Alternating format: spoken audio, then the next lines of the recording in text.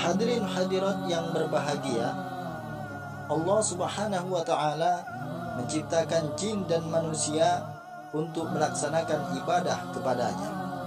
Manusia yang ingkar terhadap perintah Allah dinamakan dengan orang-orang kafir.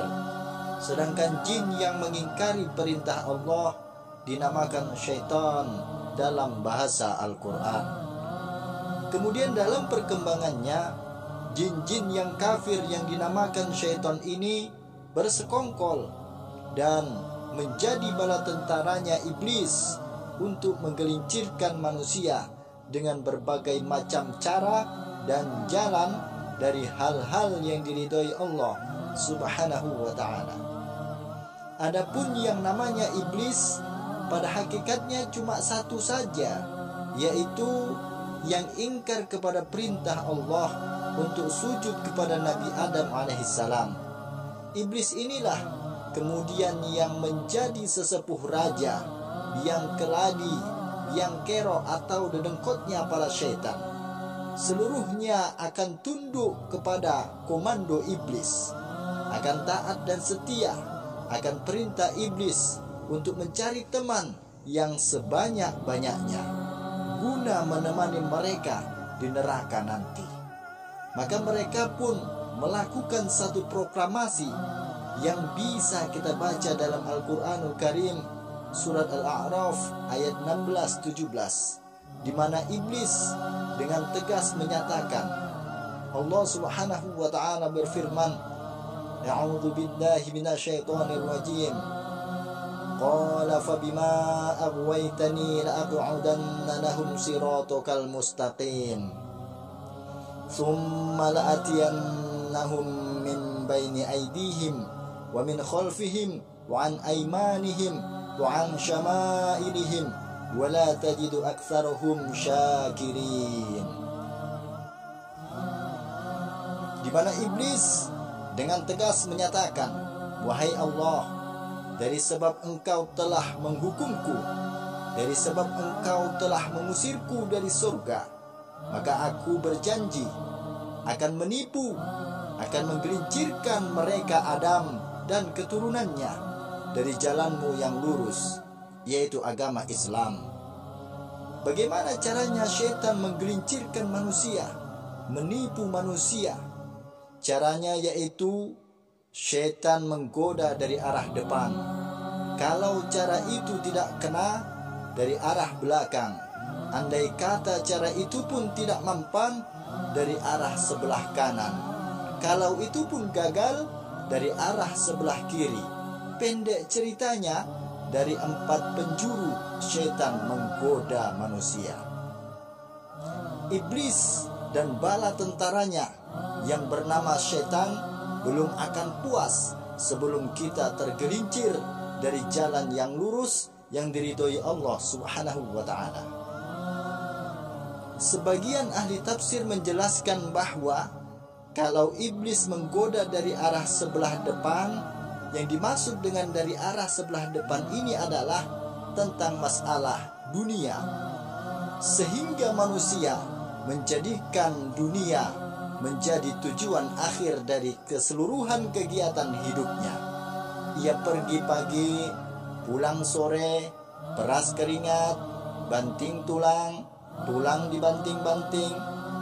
Tidak ada yang dikejar kecuali dunia, dan cuma untuk kepentingan dunia saja. Dunia yang membuat orang berpaling daripada akhirat. Dunia yang membuat orang lupa untuk tujuan ia diciptakan oleh Allah. Maka dunia termasuk perangkapnya iblis laknatullah alaihi. Pertanyaannya adalah, apa sih isi dunia itu? Biasanya yang lazim, yang kita ketahui bahwa isi dunia itu berupa harta, berupa pangkat dan jabatan, berupa wanita ataupun perempuan.